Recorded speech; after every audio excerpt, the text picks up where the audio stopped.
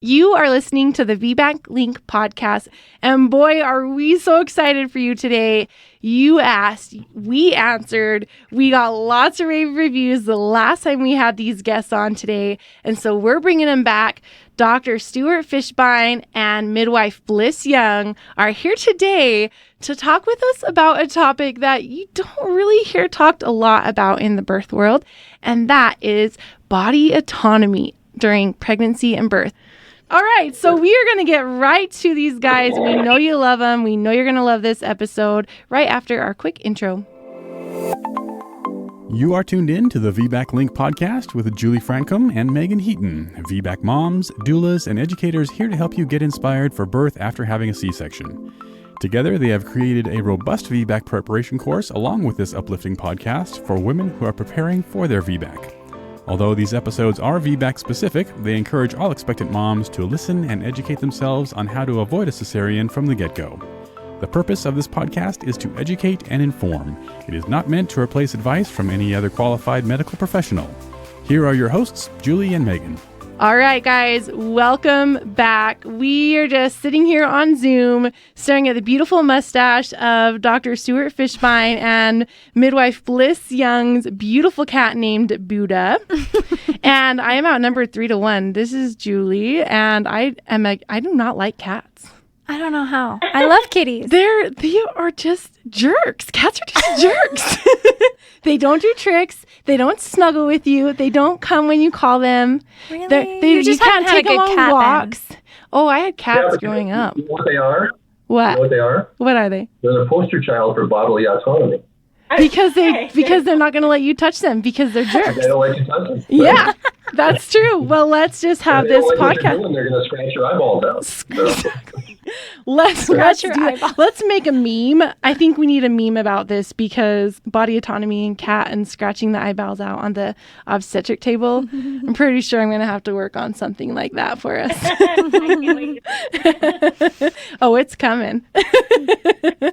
All right, you guys, by now you know how much we love Dr. Stu and Midwife Blyss. If you haven't had a chance yet to listen to their podcast, you can listen to Dr. Stu's podcast wherever you listen to podcasts. The same app you're listening to us right now, I imagine. But before you head over to them and fall too much in love with them, listen to them here. On our last episode with Dr. Stu and Blyss, we very briefly mentioned body autonomy, and Dr. Stu said he could do a whole podcast episode on that. And so we are taking him up on the challenge.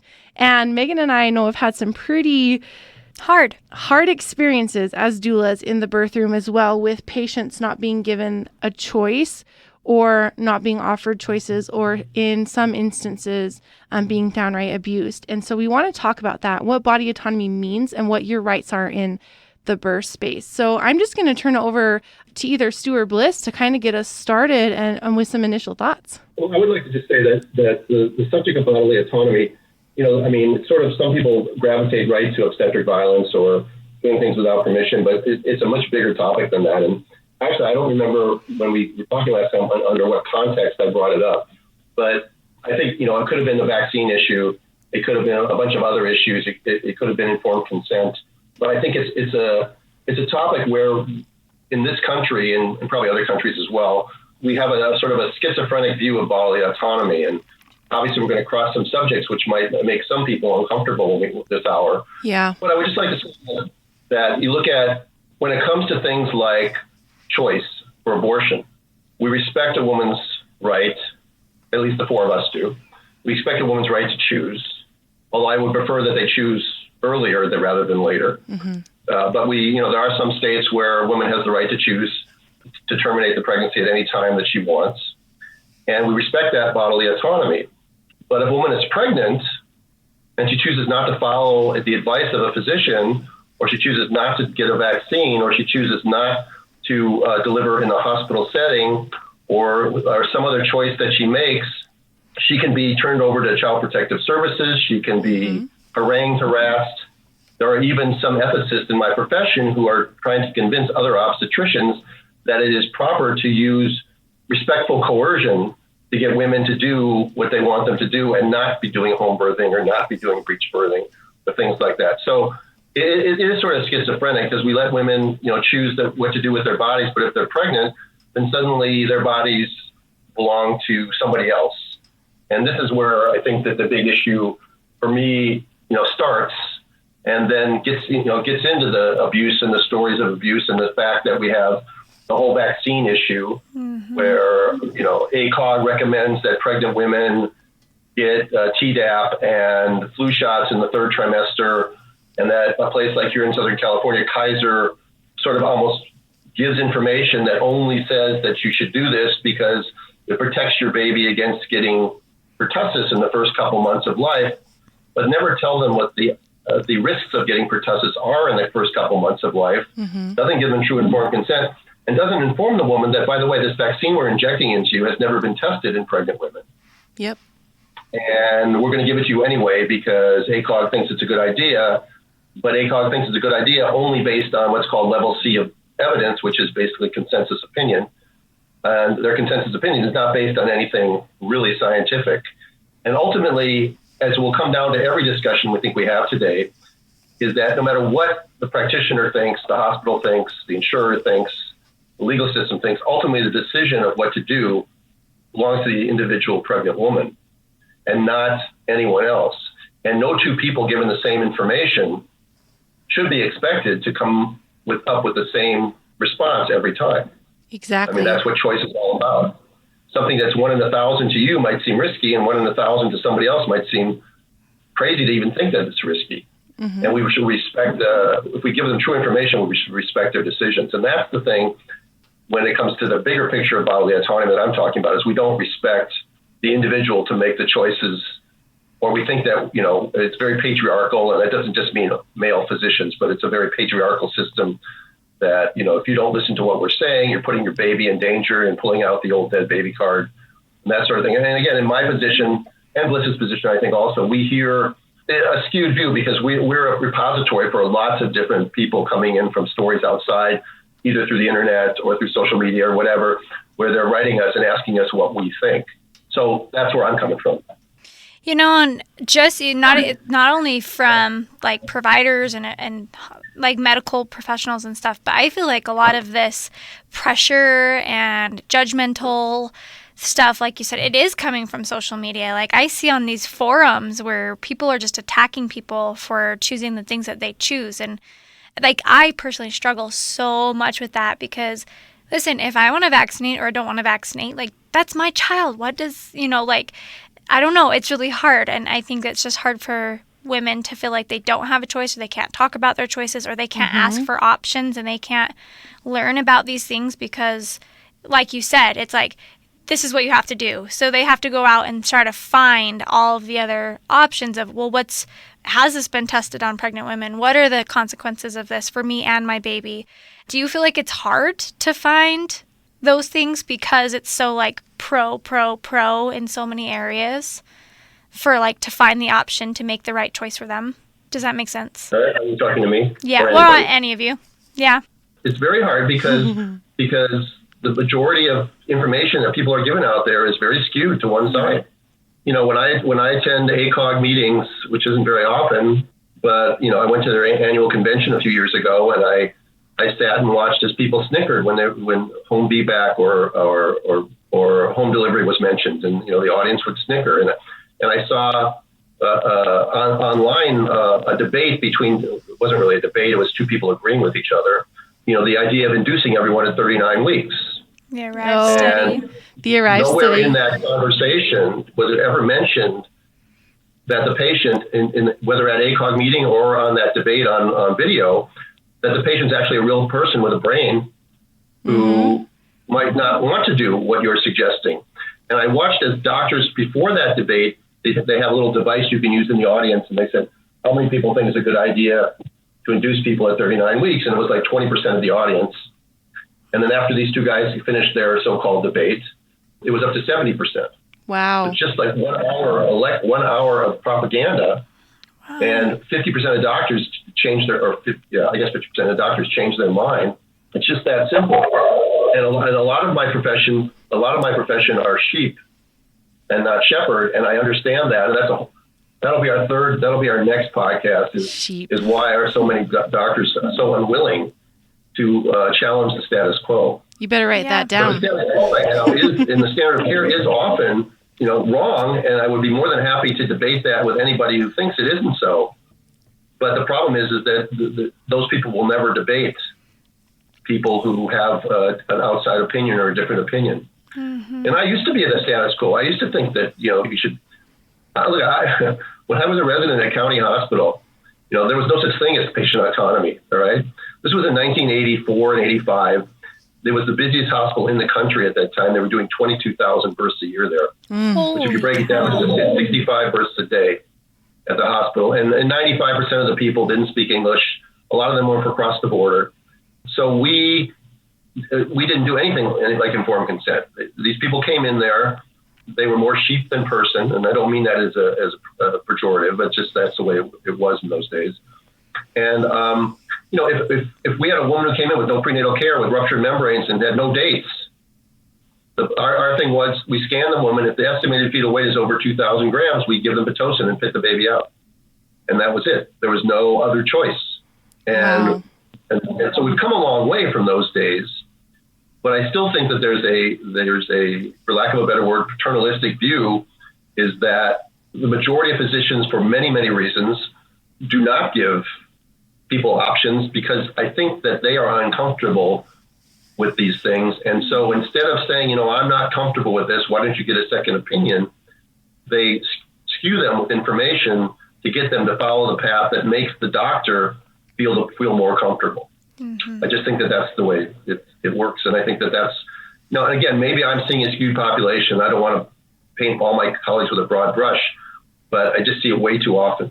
Well, and we have this really bad habit in our society of going to our doctors and listening to what they say and doing exactly what they say. We don't ever challenge it. We don't ever question it. We don't ever think, hey, maybe there's another answer. We don't ever think that we have a choice or we have other options. And so we see this a lot of times as doulas. And we have friends that, we're in our childbearing years now, Megan and I, and we have lots of childbearing friends right now. And most of them birth by they just go to the hospital, they do what their doctor says, and they have their baby. And they have no idea that there's another way, that they have choice, they can decline certain things, that they can ask for certain things. And I think that that's a really bad habit that we have as birthing women and even as society as a whole, is we don't ever question things. Or if something doesn't feel right to us in our hearts or in our guts, we still do it because the doctor knows best. And I think it's going to take like an entire kind of mind shift in our generation, or in maybe the next generation, or maybe generation has nothing to do with it. But we need to start questioning. We need to start questioning what we're being told, or asking for evidence, or asking for second opinions. But people are, I think, just kind of so trusting of that medical degree that they don't trust themselves, or they don't even feel a need to trust themselves or ask themselves any other questions. When you guys decided to do a topic on body autonomy, what is it that you really want your listeners to hear from us today? What's something that's really important to you? What are you hoping that we would get across to them? That's a good question. She's like, we're going to do it on body autonomy. I'm like, okay. Well, I think... yeah, go ahead.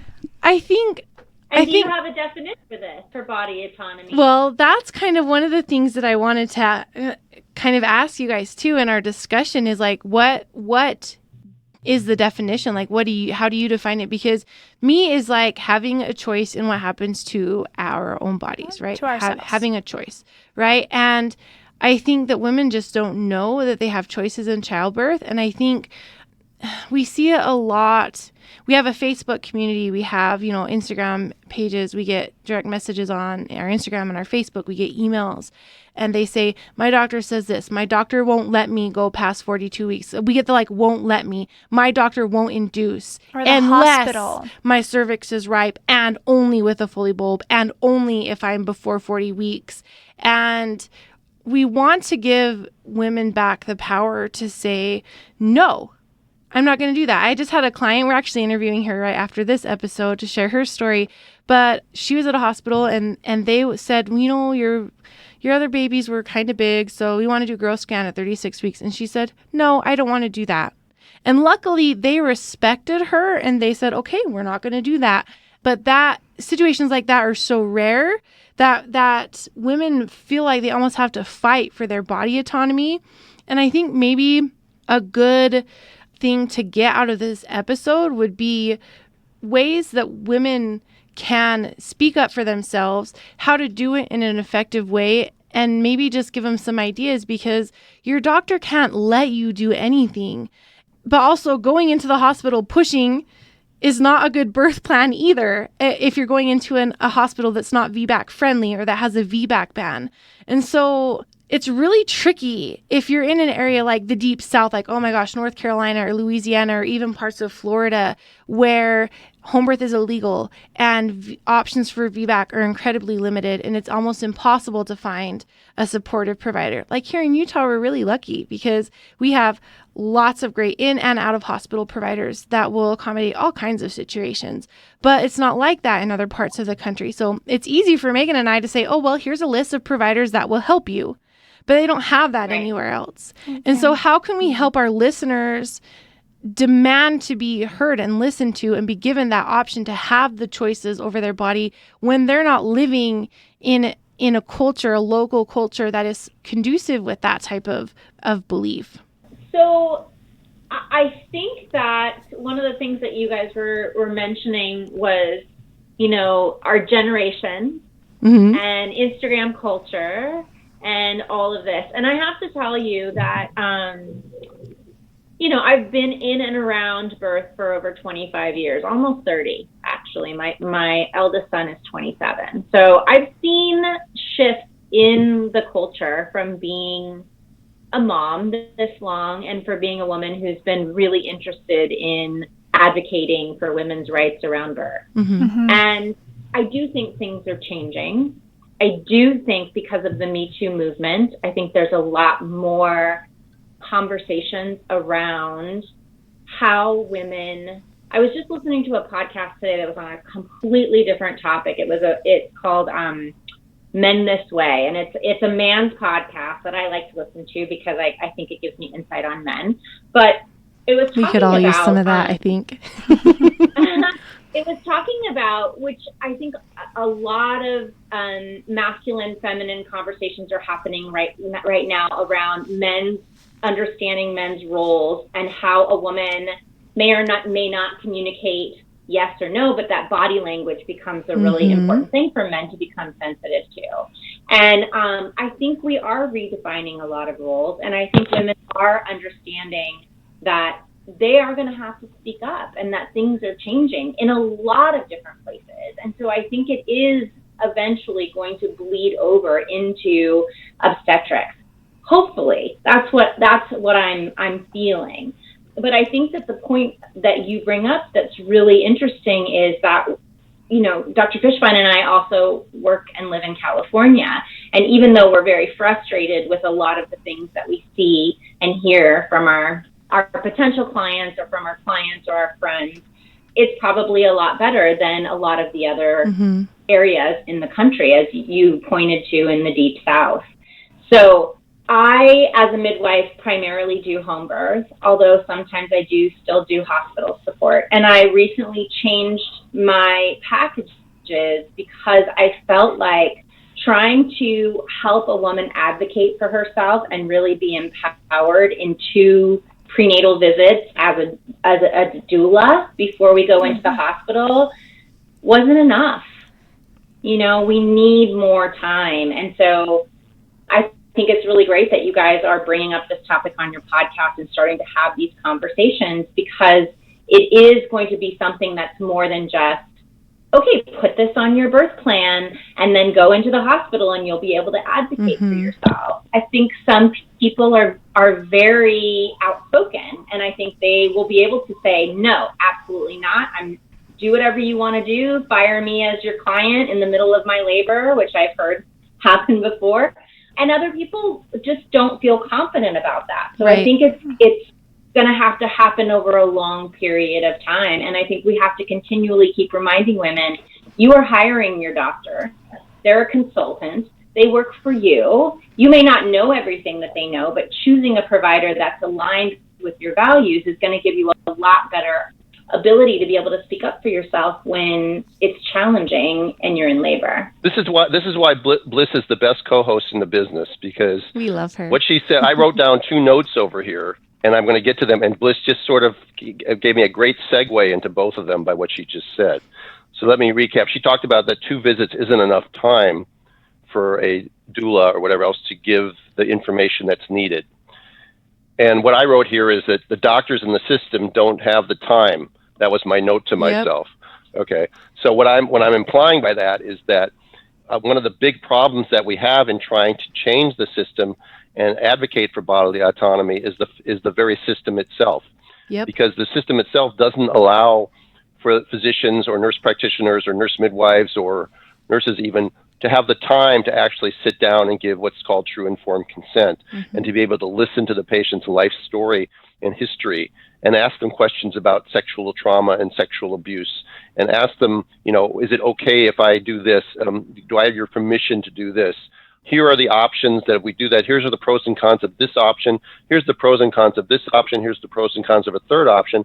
Here's the pros and cons of a fourth option that I don't have to offer to you, but there is somebody else in another building down the block or in another town that does offer that. The way the system is set up with reimbursement and volume in order to make a living as a physician now doesn't allow for that conversation to take place. Exactly. So it's going to be up to the individual woman to say, whoa, slow down. And some people, if they have HMO insurance or they have Medicaid or whatever, they don't really have much choice in who they can go to.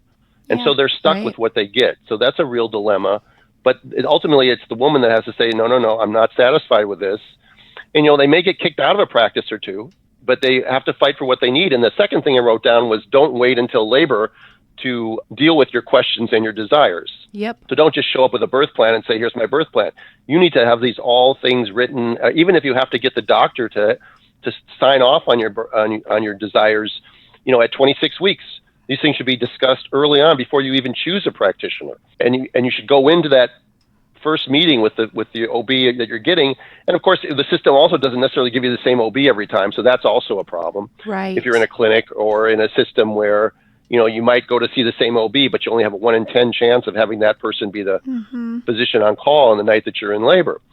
But ultimately, that's the thing. That's the way the system is right now. And until we have a system that changes, people need to either try to fight through that system and get what they want, or they go outside the system into the midwifery world where they're much more likely to have their bodily autonomy respected. Not to exclude myself, I was guilty of this sort of thing. When I was a resident and early in my practice, our job was to just get people delivered. And we used the Friedman curve, and we did vag exams every 1 to 2 hours. And if we didn't do a vag exam every 1 to 2 hours and mark it down on the chart or on the big whiteboard where you sign in and sign out on your team, the next team would come on and they'd yell at you for not having an updated vaginal exam. So, you can ask permission for all that, but nobody knew to say no. The women don't know, especially when they're being taken care of by residents. But it extends into private practice, and I don't think that doctors are necessarily. I know that doctors, other than a rare few, are not necessarily masochistic or mean-spirited or anything like that. They're just victims of the system themselves. And they don't go home at night saying, honey, I abused 3 women today and I did 4 unnecessary C-sections. Let's have some dinner. They don't do that.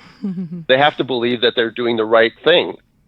And so changing the system where people have a cognitive dissonance about the fact that there's anything wrong with the system at all is going to be very difficult.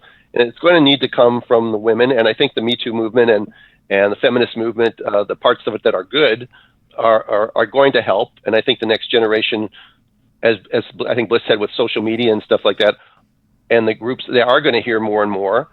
But I don't know that you're ever going to reach critical mass in order to cause the system to collapse and change the whole thing, which would be ideal, because we should take normal birth out of the hospital. when we should take normal birth into a situation where women can have the choice. And we're not just talking about birth when we're talking about bodily autonomy, but we're sort of stuck on that hamster wheel right now. So that's where we'll stay. Well, I agree with you in so many ways, and I believe that we as women have to keep talking to each other and reminding each other that we do have rights when it comes to our bodies.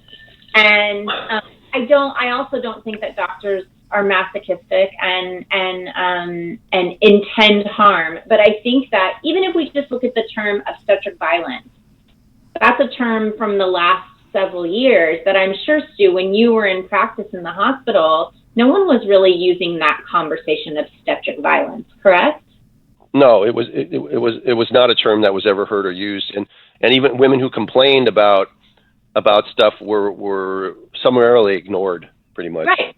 So as we have these conversations out loud, and this is where, there are ways that social media can not be positive in terms of us like comparing ourselves to other people's experience and, having to look perfect and all of these things. There are things that social media is not great, but something that it is really wonderful is that it can take a social cause and make it like wildfire. Mm-hmm. So this term obstetric violence is something that we're talking about now. And so that ends up affecting the way that, doctors who are exposed to this term are going to start to be a little bit more cautious. So another example is letting women know that whoever comes into the room and touches them should ask permission, and they should have people, whether they can hire a doula or not hire a doula, a mom, a sister, a husband, who advocates for them and says, it's really important to us if you come into the room and you're going to do an exam or if you're going to touch her body that you have a conversation with her first. Like, where else in the world would it be okay for someone to stick their fingers in your vagina without asking permission? Mm-hmm. And so, let alone even something just even touching your wrist or putting a blood pressure cuff on. Right. Yeah, absolutely. But really, when it comes to vaginal exams, there's so much connected with that. When I was in midwifery school, I learned from Elizabeth Davis, who, has written many, many books and wrote Heart and Hand, one of the main midwives that teaches in the United States. And when she taught us about vaginal exams before we ever did them, because you do them on each other in midwifery school, she said, you have to realize that when you touch a woman's body, you're touching every single experience that she's ever had, every trauma, everything. Mm-hmm. And so I think that the more that we have these dialogues out loud together as women and we say, hey, wait a minute, I need you to ask permission. I need to be involved in this conversation. I need a moment. I need you to and Dr. Fishbein, I work with him, so I know that he does this because he's also learned from midwives. May I touch you?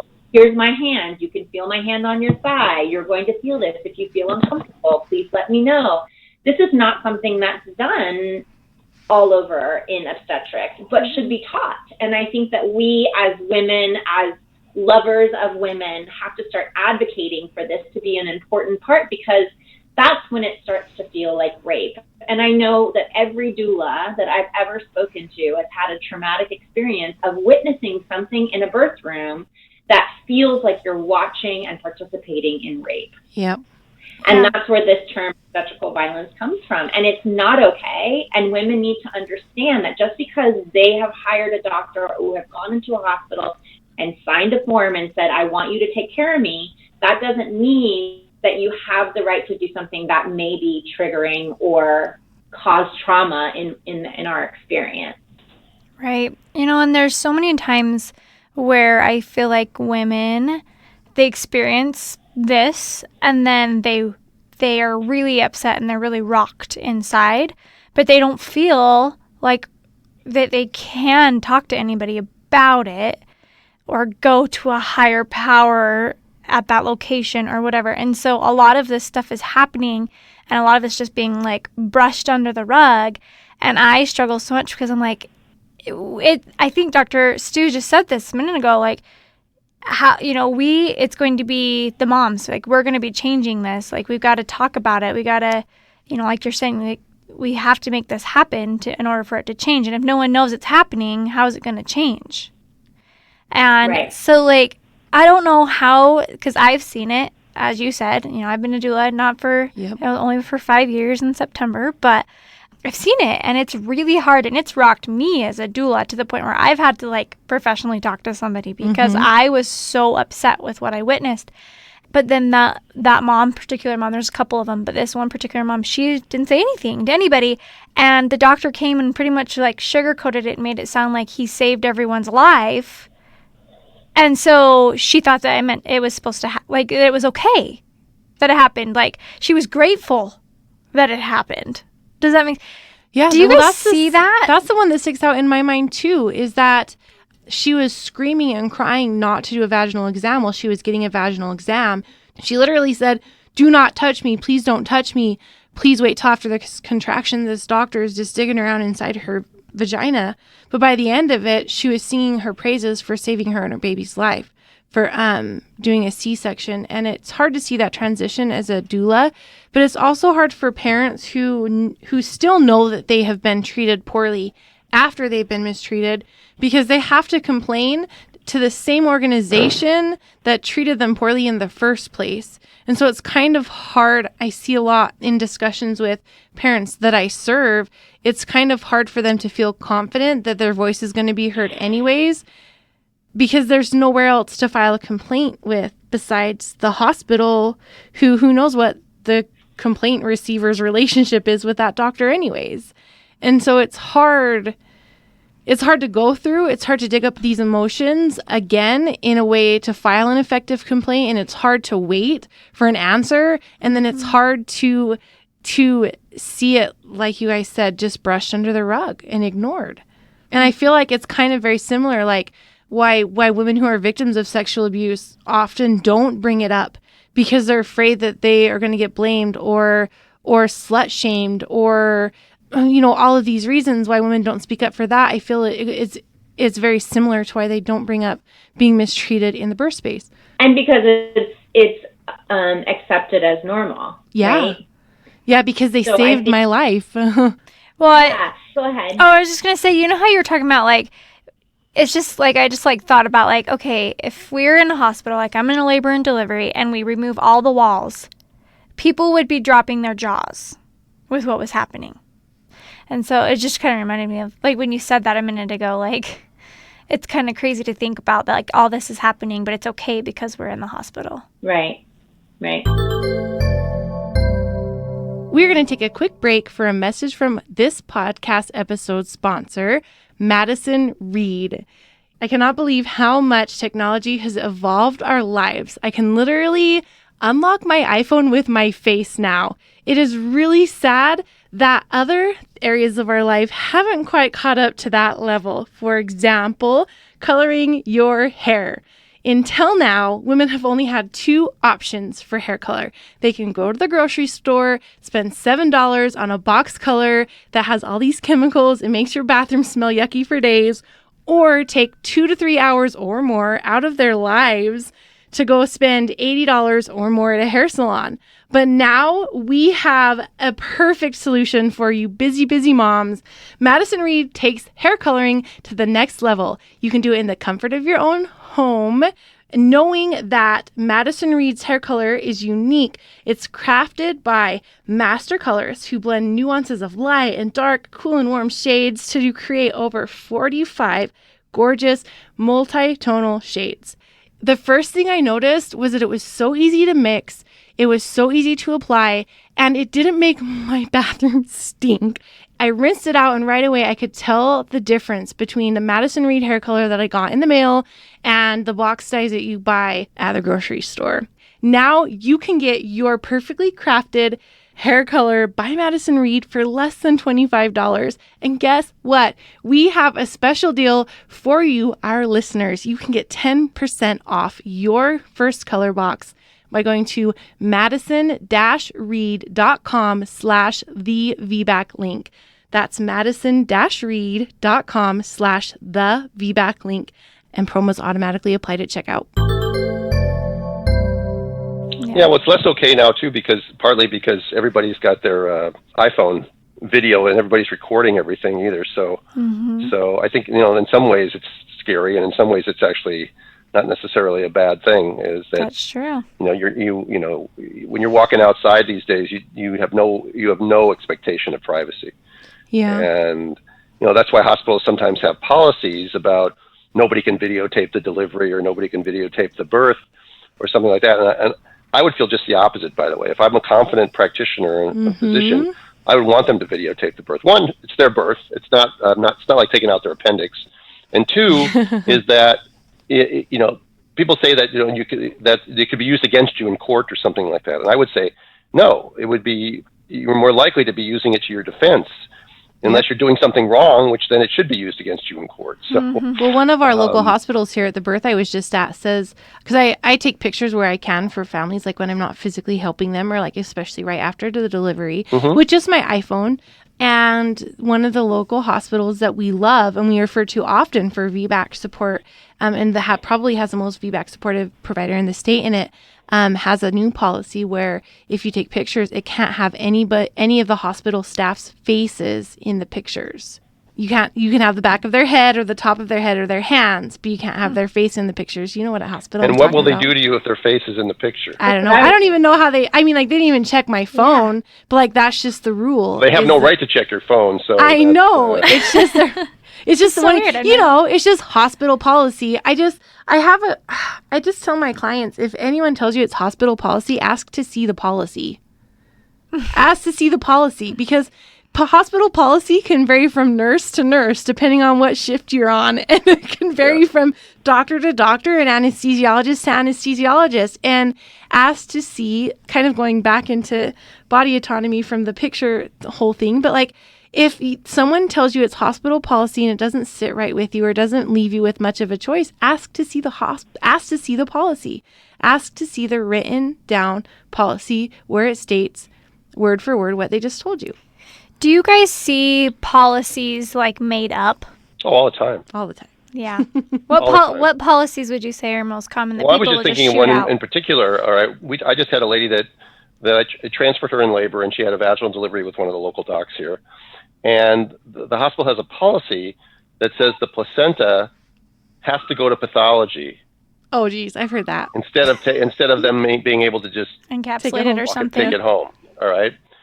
So what happened was that the physician, who's very patient friendly, put the placenta in a hazard bag and gave it to the family in the delivery room where they delivered. All right. She had a vaginal birth. And the mother, the grandmother of the baby, the mother went out foolishly and asked the nurse for some ice. Oh, shoot.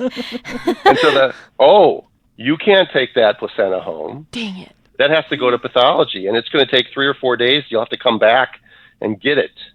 All right. And my answer to that would have been, excuse me, that's my daughter's placenta. Yeah. That's my organ. It belongs to us. Yeah. I will just be taking that placenta. If you'd like me to sign something that says I'm taking it, fine, but I'm taking it. But first of all, I can tell you from my experience that placental pathology on even a bad outcome birth is pretty much useless. Yeah, it doesn't tell you anything. For any etiology. Yeah.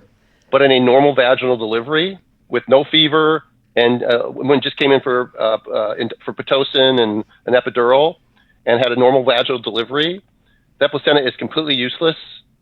All right. So in my cynical way, there's only one reason they have a so-called, I'm using my hands, people can't see me at home, but Air quotes. I'm making Yeah. air quotes with my hands. All right. There's only one reason for that. And that's because if you take the placenta home, they can't bill for it. And if they send it down to pathology, they can bill for it. That's why they charge you $20 for one ibuprofen. Let's talk about that. Well, that's another problem with the system. I'm just saying that this is an unnecessary thing, that it's a policy that is crazy. Another policy that you'll hear all the time is that you have to deliver in lithotomy position. All right? Or we don't let you, if you have ruptured membranes, you can't go for a walk. Oh, yeah. Or you can't get in the You've all tub.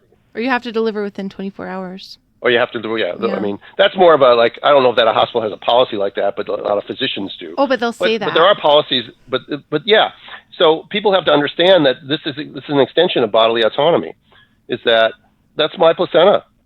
That's my baby. I don't want you to take the baby to the nursery. But the doctor needs to look at the baby. The doctor can come here and look at the baby. Otherwise, the baby's not going to the nursery. Now, I'm not saying when a baby needs to go to the nursery, that's one thing. For sure. But, routinely, many hospitals have a policy that the baby at some point after delivery has to go to the nursery. Right? A lot of hospitals are getting rid of that, but it still exists in many hospitals, as does the idea that the baby needs to come to the warmer and needs to be dried off and examined. Or wear a hat. All that stuff, which we all know that makes no sense. If you want to examine the baby, you can just come and look at it on mother's chest. If the baby needs help, you can help it on the mother's chest. And if it really needs help, then you can take the baby. But this idea that there's a policy that the baby has to go to the nursery. Now, I freely admit that I've been out of the hospital for 9 years. So some of these things may have changed, but they were in effect when I last left. And I know for a fact that some hospitals still do that. I'm not usually there like you guys might be as midwives or doulas. Once I get a patient transferred to the hospital and settled in, I usually don't stick around. I don't make a very good doula. So I can't sit and do nothing for hours.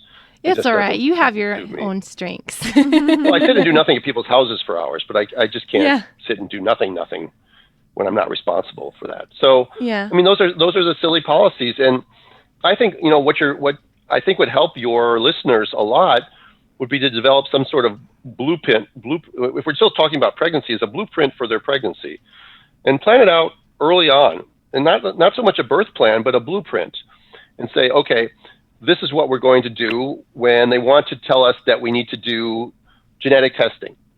And they say, we want you to do this ultrasound at 11 weeks along with this blood test.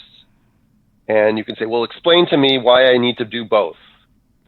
And explain to me, well, why can't I do neither? Or why can't I do the blood test first, and only if it's abnormal do I need the 11-week ultrasound? Think these things through. Have a blueprint. What labs are you drawing on me? Now, that's not a big issue, and you can, and again, I wouldn't say you should nitpick every single issue. You've got to pick and choose which issues are of value to you. But the diabetes screening, other tests that they want to do, they'll want to offer you vaccines in the third trimester. The third trimester. You want to talk to them about why. Give me the data. Because I can guarantee you they don't know the data. Yeah, or they just make it up. They just spurt off numbers. Yeah, because the data on Tdap in the third trimester is very, very weak. The numbers are extremely small risks, and you're putting something unknown, never been tested on a pregnant woman in their body. When the fetus is developing, all its little systems are rapidly dividing and developing. And we know that, epigenetics and stuff. And so you want to have it's very important to have a positive attitude, to limit anxiety. And it all gets back to having an idea of what you want with your pregnancy. And if 2 or 3 visits with one practitioner, you're not getting a good vibe, trust your spidey sense or your Peter tingle, whatever you want to call it. Your Peter tingle. Yes, I was just going to say that. Right. And say, listen, this isn't good for me, and look elsewhere. Now, some people are not going to have any choices, either because they're in a small town or because their insurance limits the options that they have, or they're in an HMO. But you can always request somebody else, especially in labor and delivery. If you're having a sort of a friction with the nurse that you have, you have the very, very right to say, listen, I'm not comfortable with this nurse, and tell your husband to go out and get the charge nurse and have her come in. Your doula can do it too, and go out and say, could we switch nurses? No offense, but this is just not working for us. People don't know they can do that sort of thing. But this is not, again, you're not coming in with a penetrating brain injury here. You're coming in to have a baby. And it is not, except in rare cases, something where you need to surrender your autonomy for it. It is a life event. Blyss always used to liken it to weddings and all the planning that goes into weddings. That is the best analogy, by the way. I hang on to it and I use it, and don't worry, I do quote you. I don't steal it. But Blyss it's Blyss amazing. came up with that. It is. It's amazing, and it's so true. It really is. So when you say, you just said like a lot of people don't have a lot of choices, and we talked about it earlier, like people on Medicaid and stuff. And I know like financially, some other options can be daunting or too much, or we have people write us on our community all the time saying, hey, women, like we call our followers women of strength. So they're like, women of strength, like I need help me, like give me advice, like I have no choice, I have 2 days until my repeat C-section because I have no choice. Or it breaks our heart. or like my doctor's saying this and there's nothing I can do. And it breaks my heart because I know sometimes out of hospital birth is more expensive or maybe even illegal. Or even getting a second opinion out of network where you actually have to pay for it. Exactly. Yeah. But it may turn out that your doctor's recommendation, although maybe given in a sort of abrupt, unpolite way, is correct. Yeah. And it would be nice if a second opinion said the same thing, and then you could go into whatever they're recommending feeling better about it than feeling like you're getting railroaded or have regret afterwards because you weren't sure, or only find out later. If you ever go to an ICANN meeting or anything like that, you know that these women, so many of them have regrets that they didn't know what they didn't know. Exactly. And so this podcast is a good thing because you have listeners, we have listeners. We'll promote it through our network as well, and people will start to get the idea that they are the rulers of their body, and this is not like you're unconscious. It's not like you're third party. Sometimes people are talking with you sitting there, and they're not even talking. You can hear them talking about you, but they're not talking to you. Yeah. And they don't. I guess people. They get busy. They get the system. As I get at the very beginning of our conversation, I think the system is set up to propagate this type of behavior in good people. It is. People forget, and you get hardened, and you're in a hurry, and you're tired, and you just want to break those bag of waters and go back and lie down in the call room. All right. And so you give skewed information to get that person to do it, and they don't think they're doing anything wrong, but so you as a person have to stand up for it. Well, and I think that a really important thing, at least in my doula appointments, and as all doulas do, we really get to know these birthing couples.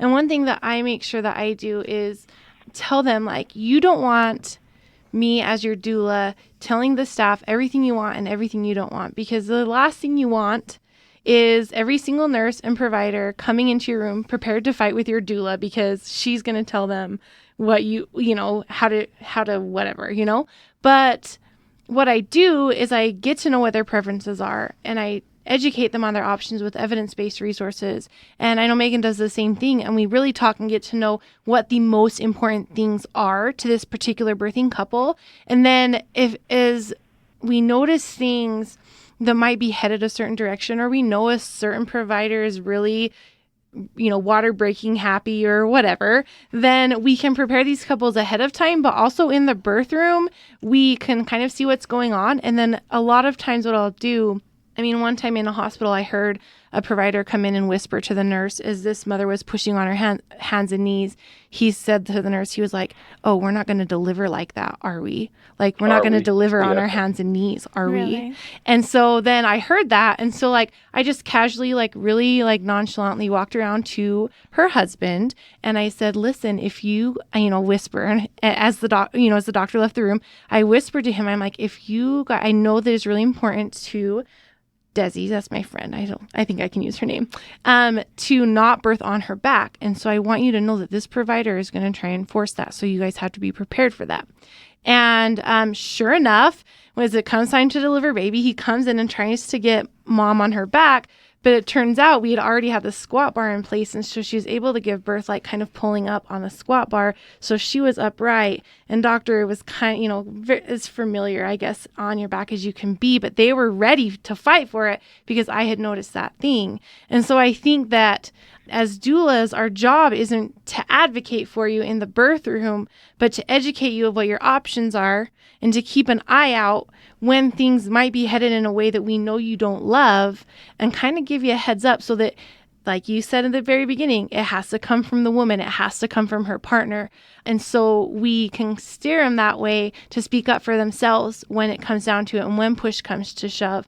That's one of the things that was really important with Megan and I when we created the VBAC link and we created our courses. We spent hundreds of hours writing 2 110-page manuals, one for doulas and one for birthing parents. And the biggest amount of time we spent on these manuals was gathering evidence-based studies, finding out if those studies were credible, which ones were credible, what ACOG says, what the Society for Maternal Fetal Medicine says, what the American College of Midwives, is that the right way to say it? I always say that, American Midwives Association. Yeah. Oh, I always do America's College. No, you American College of Midwives. Or something like that. What all these like big name organizations are recommending and what's evidence-based, because it's so important to us that every blog we write, every manual that we have, every course that we teach, every person we talk to, we give them things that are backed by evidence and are up to date and are current based on what's recommended by these big organizations, but also what's recommended by Blyss studies. knows what I'm going to say right here. Yep, all right, so I'm just gonna. What am I going to say, Blyss? Go in. I think this is another place that we kind of overlap is like there are certain times when evidence is, especially in this culture, people want to know about evidence-based birth.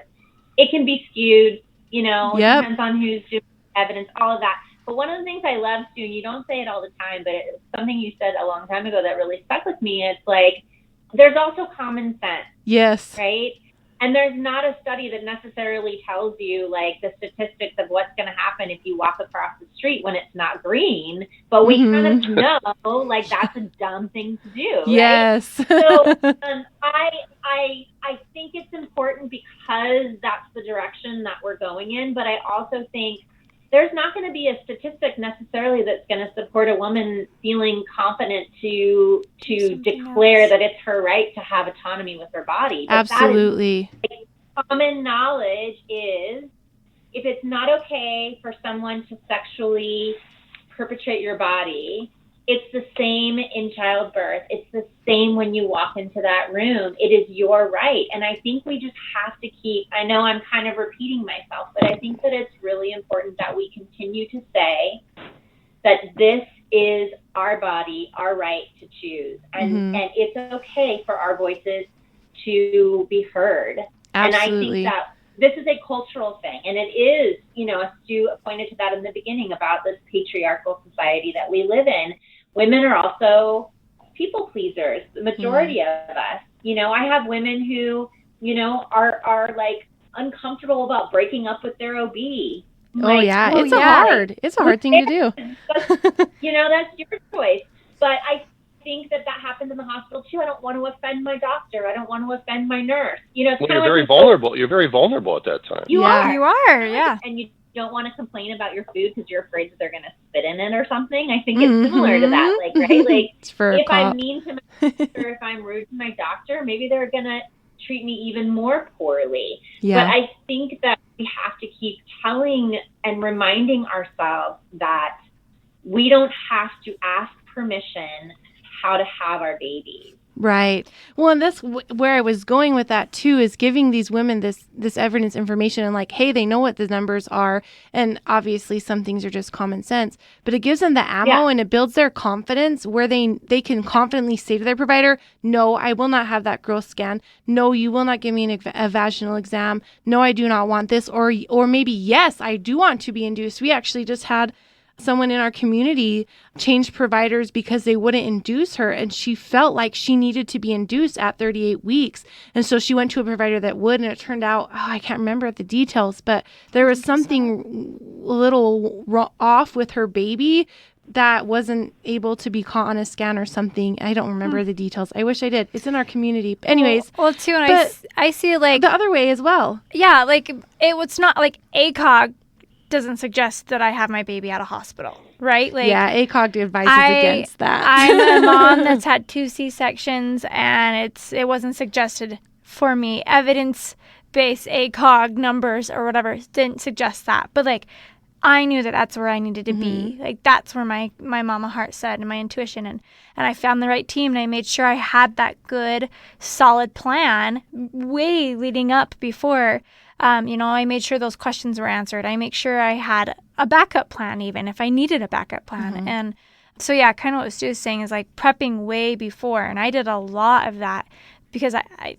felt like I needed to, but I had to. Like, that's what I needed to do to have the outcome that I had. And so, yeah, like sometimes, yeah, like getting evidence-based and knowing those, but at the same time, and building up your confidence to the point where you can stand up for yourself. Because we talked about at the beginning of the episode, not every woman like me, I'm loud and I'm obnoxious and I have I will let my wishes be known. And if anyone's going to stand in my way, they're going to get hurt because when I get my focus on that, that's what I'm going to have. And a lot of times that, it's helped me and sometimes that's hurt me, but it is what it is. And I'm not afraid to speak up in my defense. But I have a lot of clients who are, and a lot of women out there who are. And sometimes something as simple as just listening to our podcasts and hearing other stories gives them that confidence enough to switch providers or tell a provider no, or stand up to their husband or their mother-in-law who's telling them, XYZ, and really limiting their choices. Before we go, do you guys have any suggestions? Like we were talking about here in Utah, like we have it pretty good. Like we really do. There are definitely providers that are not supportive. And we have lots of work to do still, and but we have do. it pretty good. We have it pretty good, but like compared for those, like I was saying, in our community, we see it all the time. Like I was telling you, like, oh, I have to have a C-section in 2 days, or oh, this, like, because they don't have those choices. Like, what would you guys suggest, or what advice would you give if a woman is literally feeling like there is zero choice in the matter of her outcome of how she delivers her baby? Is there, like, do you guys have any advice on that? Well, again, you don't want to paint yourself into a corner like that. Right. And waiting till there's 2 days left in your pregnancy is going to be very hard to make a change because you're not going to be able to find anybody who's going to take you on in the current system that we have. And you could just not go in for your C-section and wait for labor to come and whatever, and then they either have to take care of you or the doctor on call has to take care of you. But that's not a good situation to put yourself in. Excuse me, there's a ambulance. That's okay. Put yourself into either.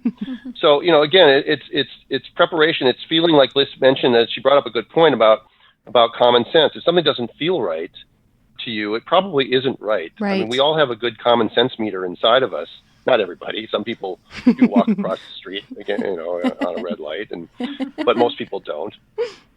But instead of coming to your doctor with articles and saying, well, this is what this says, or blah blah blah, which then puts your doctor on the defensive and it's a little bit uncomfortable. If your doctor says something that sort of flutters your common sense meter, you say, is there a reference for that? Can you tell me where I can look that up? You're telling me that let's go back to the Tdap shot, that I should get a Tdap shot because it protects my baby in the first 2 months against getting pertussis. So, okay, well, what is the incidence of babies getting pertussis in the first 2 months? Say 10 years ago, before ACOG recommended this as a standard practice. Mm-hmm. All right, was it epidemic? What was the reason that we were getting? And I guarantee you they don't know, because I had a hard time finding data, and there is no specific data on babies that are less than 2 months of age getting pertussis. The best you can find is what's happening in the first year of life, what's called I think it's perinatal death is the first year of life.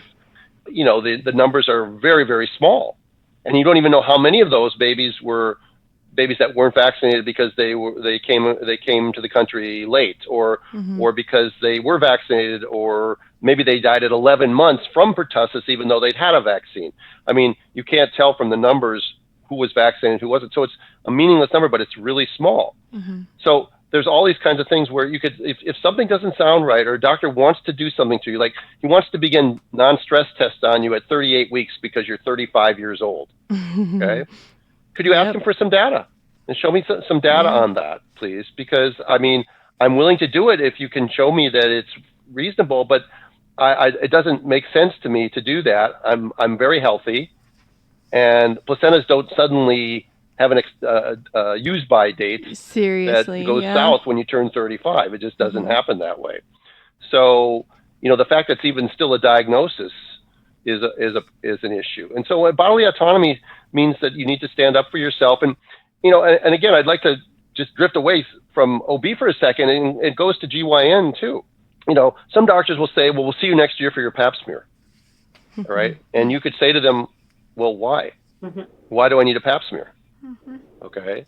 And some of them are going to fumble because it's been routine that women get pap smears every year, but the data doesn't show that. Yeah. The data shows it's almost useless in women unless women have had previously abnormal pap smears or carry high risk HPV, you don't need a pap smear every year, especially if you're in a monogamous relationship or you're over 40. It's almost ridiculous. Same thing goes with annual mammography. The data is very clear that annual mammography is useless as a screening tool. All it does is lead to unnecessary biopsies, anxiety, minor surgeries, and other things, but it doesn't change the overall death rate from breast cancer. Yep. Yet you're going to be told these sorts of things because that's either it's always been done that way, or other times people tell you that you need a pap every year because it gets you back in the office for a visit. Yep. Yeah, my midwife actually said that. I have my sinister side, and one of the things I think that why so many pediatricians are so pro-vaccine without any, and won't even see clients who don't stick to the vaccine schedule. Yep. Won't let them even in their practice. One of my things about that, and I know that this is a sort of cynical, but if I have a healthy kid and they don't need vaccines, why would I go to the pediatrician? Exactly. Ever. Exactly. Other than for a school physical that's, a form that you need or something, why would you take your 5-year-old to the well-check pediatrician? Visit. The well-checked to say, hey. Yeah, but a well-checked visit probably serves no purpose. Nope. Tells them how much they weigh and how tall they are, and you can do that at home. And ask or not do that at all. Yeah. I mean, you as a parent can't tell if your kid is thriving or not? Yeah. Seriously? Yeah. You're not capable? When you... So... Oh, sorry, go ahead. I was just going to say, with the whole pap smear and all of that, that's all happened to me. When I went to my midwife, she was like, why in the heck have you had so many pap smears in your life?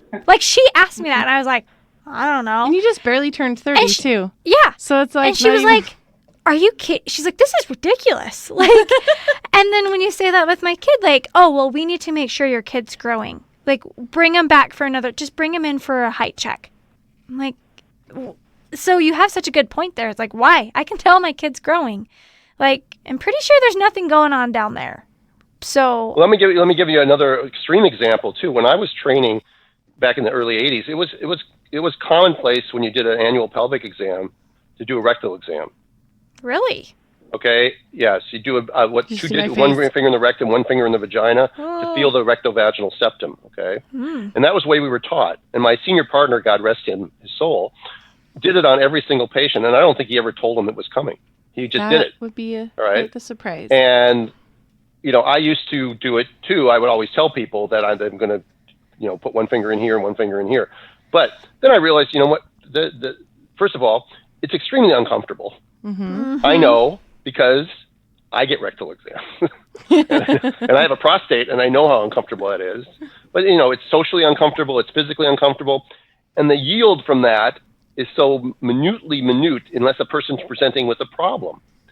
So on a routine exam to do these sorts of things, especially without permission, but even with permission, is something women ought to know that, you should say, no, I'm not comfortable with that. Or, why are you doing that? I'm 24 years old. Why do I need a rectal exam? Mm-hmm. All right. Yep. Mm-hmm. I'm not having rectal bleeding. I don't have hemorrhoids. I'm not having whatever sex you want to call it. But I don't need a rectal exam. And yet, hopefully that's fading out and that's dying out and it's not part of the routine anymore. But I know that it was routine, and I know my partner used to do it without ever telling anybody because I saw him do it. Right? That's so crazy. Right. I wish we could just chat with you guys all night long. Unfortunately, we do have to wrap it up, but we will have you back.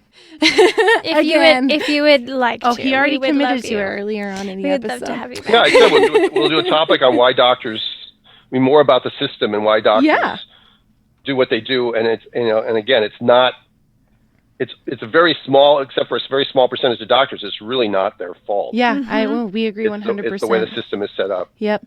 But and I think unfortunately, the system is so huge, it's not going to be changing in the near future. Yeah. Well, and I think the biggest takeaway we can get from this conversation for you, our listeners right now, is you need to find a provider as early on as you can who is most in line with the goals that you want for your birth. And it's sometimes easy to do that, and sometimes it's harder to do that. But Megan and I wrote a blog to help you guide you along the way. You can find it on our website, thevbaclink.com/blog. I'm going to have a link to it right in the show notes for you. It's called 3 Things You Need to Find Out About Your VBAC Provider. That's going to tell you how to tell if your provider is supportive of VBAC or just more tolerant if everything goes perfectly. We're going to talk about all different types of providers. We're going to give you some questions to ask your provider to find out if they are supportive of the things that you want for your birth, and help you identify maybe some red flags early on so that you have, your common sense, your spidey tingle can go off if if it needs to, and so that you can find a better, more supportive provider if you need to support you in your birth. And so we want to thank Stu and Blyss again for coming and being on our podcast and having a really enjoyable episode and a great conversation. We just love you guys so much. Thanks, and you can find us on drstewspodcast.com, and I hope you'll put the link. You put the links up on your. Oh, absolutely. Tell them your Instagram, tell them your emails, tell them everything. Yeah. Tell them where they can find you. Blyss, Yeah. You go first. So on social media, I'm birthing Blyss Midwifery, and also my website is birthingblyss.com. And that's Blyss with a Y. That's right. Thank you. You're welcome. And I love to talk to people from all over the country. So if people have questions or want to reach out, Stu and I really appreciate hearing from you. Yeah, and you can reach us at askdrstu@gmail.com. That's askdrstu, STU at gmail.com. And on Instagram, I'm just Birthing Instincts, all one word, obviously. Birthing Instincts. That's right. And we'll make sure to tag you in today's post as well on Instagram, so you guys can go over, like their Instagram pages, go subscribe to their podcast. It really is awesome. It is a great podcast. Yeah, I love listening to you guys. Yeah, well, it's good. I mean, we really want to help continue the process that great people like Dawn Thompson, Kristen Pascucci, these other people are doing to try to bring this sort of information to the forefront. Mm-hmm. I think Dawn's movie is going to be coming out this fall. I'm hoping, but maybe it'll be next year. Ooh. It's called Mother May I. It's a movie on obstetric violence. So you can find it. I think you can find it at mothermayi.com or Mother May I. Just even Google Mother May I, and I'm writing it down. You can find out some information about it. So we follow can put it a along link. when it comes out. You can help support it. Yes. It will. Hopefully, it'll make a splash. I'm sure it will, and we'll be sharing it. I'm looking it up right now. Okay, perfect. Goodbye. So nice to chat with you guys again. Thank you. Blyss and I are sent blowing kisses at you. Goodbye. Yes, imagine blowing kisses. We love you all. Okay, thank you. Bye-bye. See See you ya. later. Bye. Interested in sharing your VBAC? Head over to thevbaclink.com/share to submit your story. For information on all things VBAC, including online and in-person VBAC classes, the VBAC blog, and Julie and Megan's bios, head over to thevbaclink.com. Congratulations on starting your journey of learning and discovery with the VBAC Link.